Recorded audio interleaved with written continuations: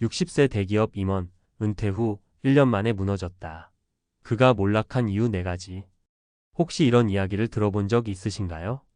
평생 회사에서 인정받고 수십 년간 조직을 이끌어오던 사람이 정작 은퇴하고 나서는 한순간에 무너져 버렸다. 겉으로 보기에는 모든 걸 다 이룬 성공한 임원처럼 보이는데 정작 회사 문을 나서는 순간부터 아무것도 아닌 사람이 된 느낌이 든다는 거죠. 이 이야기를 들으면 남일 같지 않다는 분들 아마 많으실 겁니다. 직장에서의 역할이 곧 나의 전부였고 그것이 곧 나 자신이라고 믿으며 살아온 사람들이 의외로 많습니다. 그래서 은퇴 후 펼쳐질 새로운 삶을 기대하기보다는 그저 조금 편히 쉬고 싶다 정도로 막연하게 생각하고 그 순간을 맞이하곤 하죠. 문제는 막상 편히 쉬는 시간이 생각보다 길고 혼자 있는 시간이 늘어나자 뭘 해야 할지 전혀 감이 안 온다는 겁니다. 오늘 말씀드리고 싶은 이야기는 실제로 60세의 대기업 임원으로 은퇴했고 1년 만에 삶이 송두리째 흔들려버린 어느 분의 사례를 중심으로 진행해 볼까 합니다.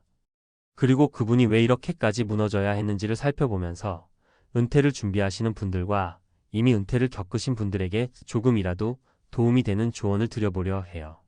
제가 직접 겪은 건 아니지만 주변에서 본 사례와 개인적으로 도움을 드렸던 경험을 종합해 구어체로 편하게 전해드릴 테니 한번 귀 기울여 주시면 좋겠습니다. 1. 역할 정체성 상실의 문제. 우리가 평생 일을 하면서 만들어 놓은 타이틀은 꽤 크고 묵직합니다. 예를 들어 나는 대기업 임원이다 라는 문장은 그 자체로 자부심이 되죠. 그런데 은퇴하고 나면 그 타이틀이 사라집니다.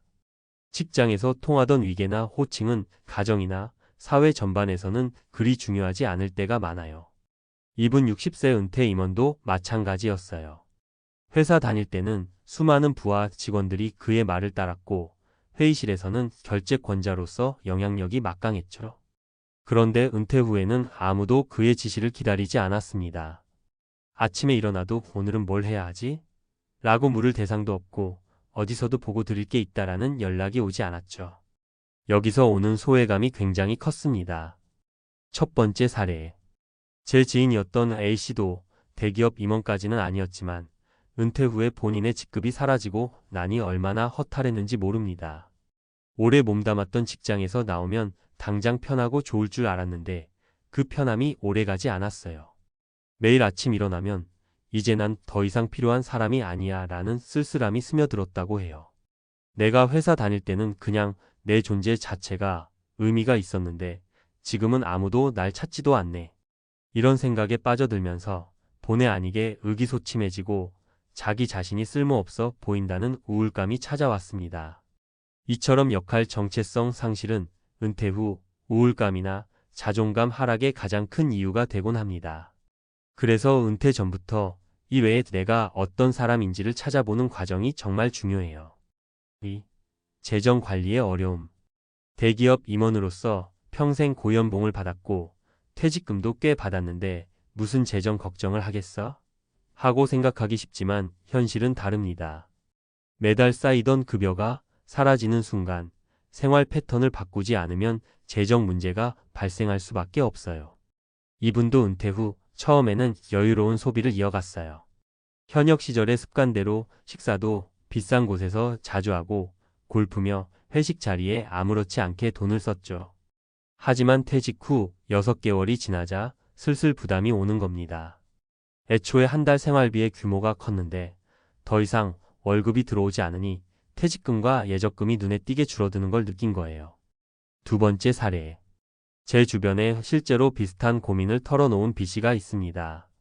대기업 중간 관리직 정도로 은퇴하셨는데 연금이 나와도 월세 수준밖에 안 된다는 거예요.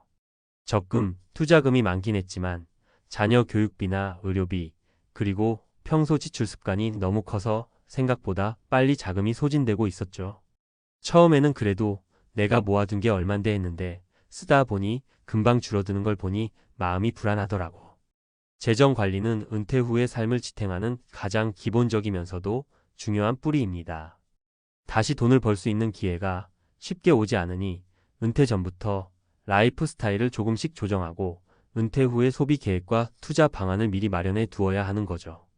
3. 대인관계 공백. 직장 생활을 하면서 평생 쌓아온 인간관계가 대부분 업무로 연결된 경우가 많습니다. 임원 시절에는 술자리나 회식 자리도 끊이지 않았고 점심 약속이 빽빽했을 겁니다.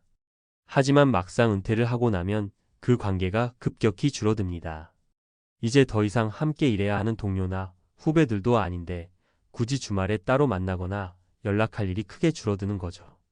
이분 같은 경우도 회사를 나올 때는 환송회를 성대하게 열어주었고 수십 명의 직원들이 종종 연락드리겠다고 말했어요.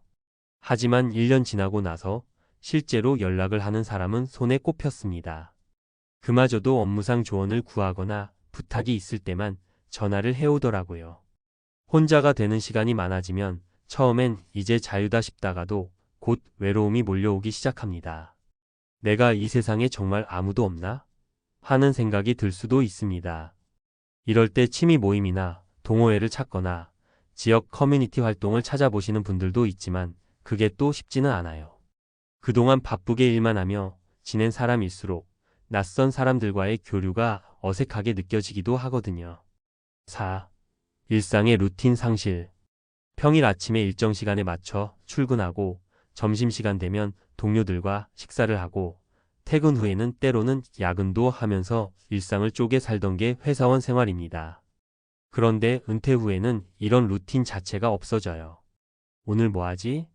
라는 질문에 답을 찾기가 쉽지 않습니다. 이분도 같은 경험을 했습니다. 처음에는 이제 자유로우니 늦잠도 자보고 내가 하고 싶은 거 할 수 있겠지라며 좋아했어요. 하지만 막상 일어나 보니 그날 하루가 머릿속에서 정리되지 않았습니다. 계획이 없으니 온종일 나는 뭘 해야 하나? 고민하다가 허송세월로 끝나는 일이 잦아졌죠. 그러다 보니 저녁이 되면 스스로에게 오늘 하루 내가 한 게 뭐지? 라는 자책감이 들고 또 우울해지는 겁니다. 세 번째 사례. 은퇴 후 이런 부분을 극복하려고 CC가 시작한 게 바로 기상시간과 운동 루틴 잡기였어요. 매일 아침 7시에 일어나 동네를 30분씩 걷고 간단한 식사 후에는 독서를 1시간 하기로 스스로 정한 거죠. 이후에는 온오프라인 강의를 들어보거나 취미 활동을 본격적으로 해보면서 바쁘게 일정을 짰다고 합니다. 놀랍게도 일상을 계획표로 관리하기 시작하니 의외로 회사 다닐 때보다 더 바쁘다라는 말을 하기도 했습니다. 루틴을 만들고 난 뒤로 내가 하루하루를 꽉 채워 산다는 느낌이 들어. 은퇴 전보다 요즘이 더 충만해. 정리하자면 역할 정체성 상실. 회사에서의 지위에만 나를 가두지 말아야 합니다. 내 안에 또 다른 나를 미리 발견하고 은퇴 후에 몰입할 수 있는 활동을 찾아야 합니다. 재정 관리 부족. 은퇴 후에는 급여가 없으니 지출 구조를 재점검해야 합니다. 퇴직금, 연금, 투자 등을 어떻게 배분할지 미리 고민하고 소비 습관부터 바꾸는 게 핵심이죠. 대인관계 공백. 업무 관계가 아닌 진짜 삶의 동반자가 될 만한 사람들과 교류할 필요가 있습니다. 취미나 봉사, 동호회 활동 등 다양한 방법을 통해 새로운 관계를 맺어보세요. 일상의 루틴 상실. 매일 스스로 계획하고 실천하는 루틴이 필요합니다. 오늘 내가 무엇을 할지가 선명해지면 삶이 훨씬 활기차지고 의욕도 생깁니다. 이 이야기를 들으면서 여러분은 어떤 생각이 드시나요? 혹시 지금 직장을 다니는 중이라면 은퇴 이후의 삶을 구체적으로 그려본 적이 있으신가요? 아니면 이미 은퇴하셨는데 내가 왜 이렇게 지쳐버렸지? 라는 의문이 드시나요? 어느 쪽이든 너무 늦었다고 생각할 때가 가장 빠른 때일 수도 있습니다. 아직 현역이신 분들은 내가 누구인지, 회사가 아닌 나만의 정체성은 뭔지를 고민해 보시고 은퇴 후의 재정 계획을 분명히 세워두면 좋겠습니다. 동시에 깊이 있는 인간관계를 만들기 위해 주도적으로 움직이시고 새로운 사람들을 만나고 취미 활동도 해보세요. 은퇴하신 분들도 지금부터라도 하루 일과를 직접 기획해보는 간단한 루틴 잡기부터 시작해 보시길 권합니다. 60세 대기업 임원, 은퇴 후 1년 만에 무너졌다라는 자극적인 문장 속에는 사실 많은 분들이 공감할 만한 진짜 현실이 숨어 있습니다. 우리 모두가 언젠가 맞이해야 할 은퇴라는 순간, 그 순간이 다가오기 전에 준비할수록 충격을 덜 받고 더 풍성한 제2의 인생을 살 수 있게 됩니다. 그러니 난 아직 젊으니 괜찮아 하며 방심하기보다 지금부터라도 천천히 새로운 목표를 세우고 내 삶의 모습을 그려보세요. 그리고 은퇴 후에 중요한 건 나 자신만의 삶이라는 것 잊지 않으셨으면 좋겠습니다. 우리의 목표는 은퇴를 내리막이 아닌 또 다른 출발점으로 바꿔놓는 것이니까요. 앞으로 여러분의 은퇴 이후 삶이 더욱 건강하고 의미 있고 즐거운 시간으로 채워지길 진심으로 바랍니다.